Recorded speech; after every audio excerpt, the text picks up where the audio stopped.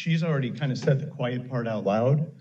She basically said, we want this list so that we can have unwarranted home entry without a warrant, warrantless home entry into homeschool, into this particular targeted group. That is what a State Board of Education member is saying that Dana Nessel wants to do. She wants to be able to barge into your home and check on your homeschoolers. That's according to him. Wow, this is a huge discussion. I have been following this from the very beginning. And by the way, if you're out there, please click the link down below to support me on my locals community. It's my independent journalism platform. I left my high-paying job in the media to do all of this for you. Support me. Click the link down there to learn more. Okay, let's get to this. So several Michigan lawmakers and the Attorney General in Michigan are talking about the idea of having a homeschool registry that would track homeschoolers and even private school students. This was talked about at a state board meeting. Listen to what Tom McMillan had to say. The whole homeschooling thing is really quite disturbing. And one of the things that disturbs me about this is the disingenuousness of the discussion. Because we have people like the Senate Education Committee Chair, Dana Polhanke, saying that when asked about increasing regulations beyond registration, she said, not on my watch.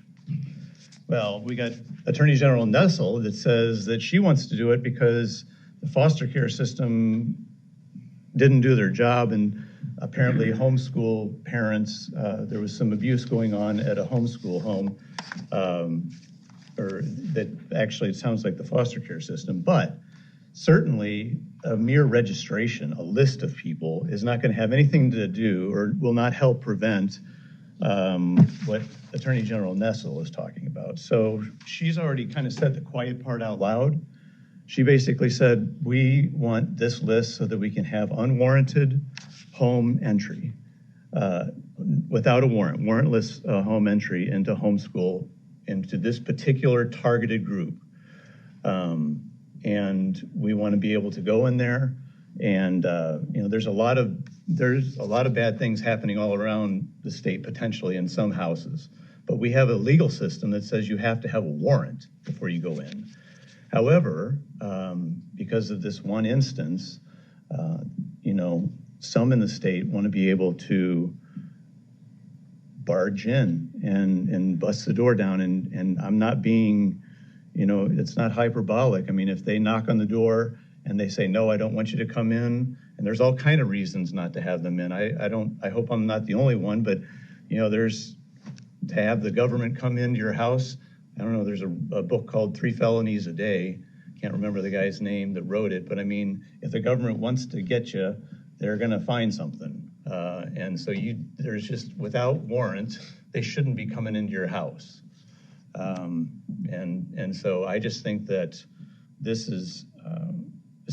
it's gonna go beyond registration. That, you know, there's either they're either naive or they're being disingenuous for anybody to say, all we want to do is have a list. It's going to go significantly further than that. They're going to either want to know exactly what's being taught, or they're going to want entry into the houses. And so I think that this is a real problem. I guess I just wish that the debate would be sincere, because we have one of the leaders in the education area saying, I promise you on my watch, it'll never happen. And that's only a few years. But we know that in other instances, registration leads to confiscation. Registration leads to getting, you know, rounding up. I mean, there's just, registration is the first step, and it's not the only step. And I wish that the debate were clear that, you know, it's going to be a lot further than registration. The desire that the Attorney General has already articulated said that she wants warrantless home entry into this targeted group of people. And I think it's dangerous. You know, I think that could be any, you know, the next group could be next. I mean, who knows who the next group is, that there's a target for warrantless home entry. So that's my initial comment, or my comments on this whole, some push by some people to simply register so we know where they are. I think that's completely disingenuous or naive, one or the other, but we know it doesn't stop there. Anybody that has half a brain realizes it doesn't just stop there. Thank you. Okay, thank you very much. And Nikki Snyder, she's also a board member, and she thinks this idea is ridiculous. Listen to her. My resolution that I presented this morning, I wish that we would consider it. I don't think it's an issue that's going away. I think students have a constitutional right and reasonable expectation to privacy. I do. I've been very clear too and forthright with the fact that, you know, it's oppressive to ask a student that has left the public education system for whatever reason they've left to then ask them to register with that same system. We wouldn't do that in any other facet of society. And so to give people the freedom to exercise choices that work best for them is extremely important. Just because we're one of 11 states doesn't mean the other 39 are doing it the right way. I don't think we need to approach it from that perspective. And I just really want to push back on things we've talked about at this table. Public education is not safer than homeschooling, and that means it's incumbent upon us to address that. There are multiple pieces of evidence that we've discussed here at the board table time and time again that we do nothing about, that prove public education needs a safety overhaul before we can claim that homeschool leaves students more vulnerable. So sexual abuse epidemic, where we refuse to register school officials who've assaulted students so they can be rehired elsewhere. Being concerned with requiring BTAM training, which we talked about recently at the local level due to resources it would take the department to audit them. And yet here we are thinking we have the resources to audit every family's educational choice in the state. That's unreasonable. And countless stories that violate a safe learning environment across the state, which I don't think we're done with hearing yet. So when you use the words disingenuous, yes, I think it is very disingenuous to suggest that we need to audit families and their educational choices because of safety, especially private and parochial schools, right? What ends up happening in other states that register students in these buckets, as you say, is we end up overseeing their curriculum. They're making specific choices to not be in public education so that they can access a curriculum we're not choosing to administer to them. And there's nothing wrong with that.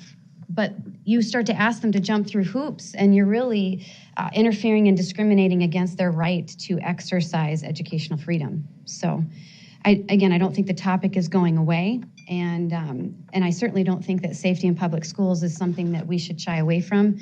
I think we should be spending our time, energy, and effort in that, because that's what we have a constitutional authority over. Thank you. But there was some opposition on the state board. Take a listen to this lady who says that tracking the students is a good idea.